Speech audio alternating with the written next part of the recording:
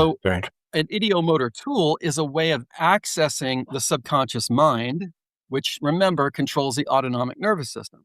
So I have my clients, not me, hold a pendulum. A pendulum is just a weighted object at the end of a small chain or a string. It doesn't have to be fancy. It can be a ring tied to a piece of dental floss. sure.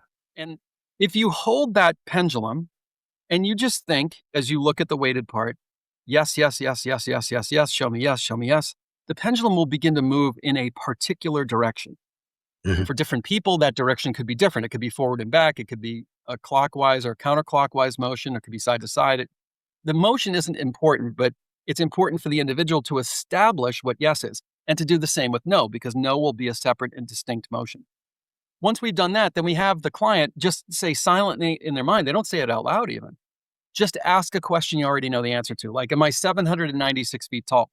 They should get a no. If they Right. get a no, it's like, okay, we've established what your yes is, what your no is, and that it's working.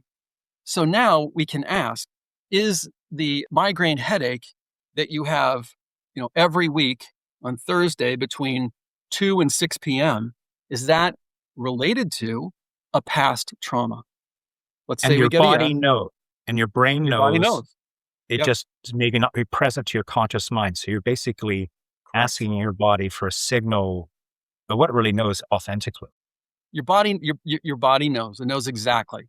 And then you can Wow. establish where and when that occurred. And oftentimes what will happen in session, whether the person's in person with me or on a Zoom call, is they will say, as we dig deeper into it and we find out, oh, it happened when I was 10 years old. It happened in a school setting. It happened when I was called in front of the class and I couldn't solve a math problem. All the kids laughed at me and the teacher just sat there smirking. And Mhm. they remember it. It's like, oh God, I hadn't thought about that in decades. I remember that when that happened. The next thing Mhm. we do with the pendulum is we get a baseline of acuity.